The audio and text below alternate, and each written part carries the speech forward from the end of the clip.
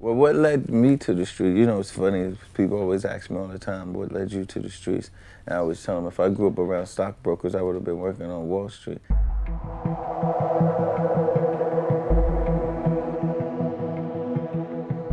So I grew up around gangsters, pimps, and drug dealers.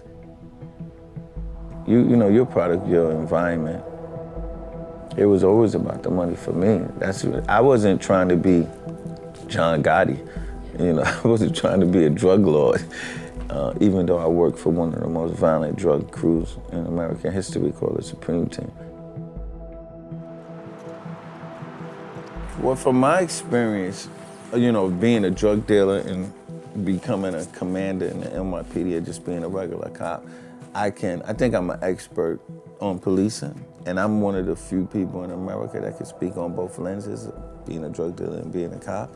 The war on drugs is just a ploy to make money for the government with these private prisons and stuff, just to keep people in jail.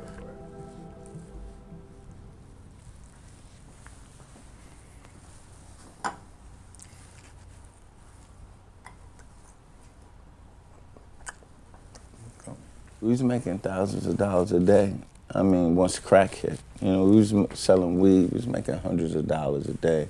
But crack came and it just like really exploded. It was like everybody was smoking crack. You know, your best friend's mother was smoking crack, his sister, people in church, everybody was smoking, so the money was just coming and coming and coming. Crack was like disseminating black and brown families.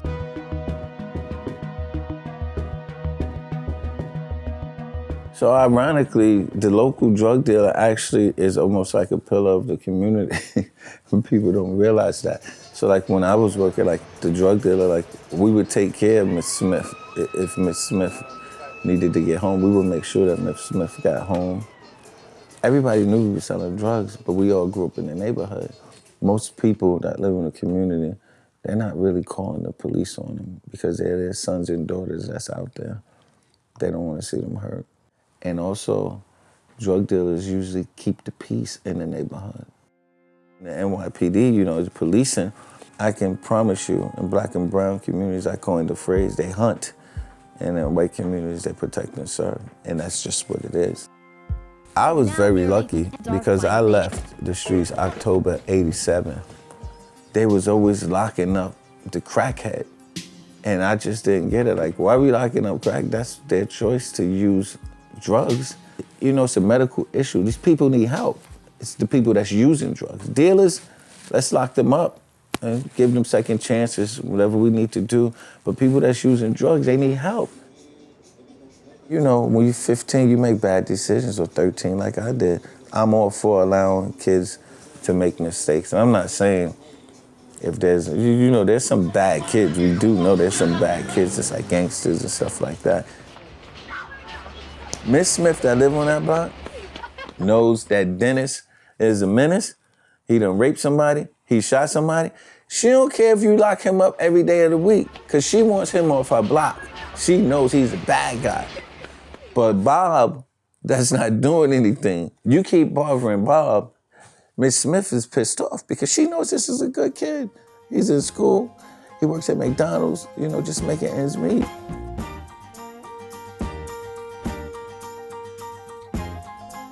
Because, you know, they are the key to success, the future, they're the future. So, I mean, if you locking up the future, there's gonna be no future here for us. I knew the community and I knew the good-hearted people. People are happy, joy is good, let them live, let them live. People really want good things for themselves, for their children. People want to be good. Yeah, everybody want a house, 2 cars, and a white picket fence, if they could get it. If it means me working as a stockbroker or selling drugs and I could get that life for my family, I'ma get it. I want you! I want you! I want you!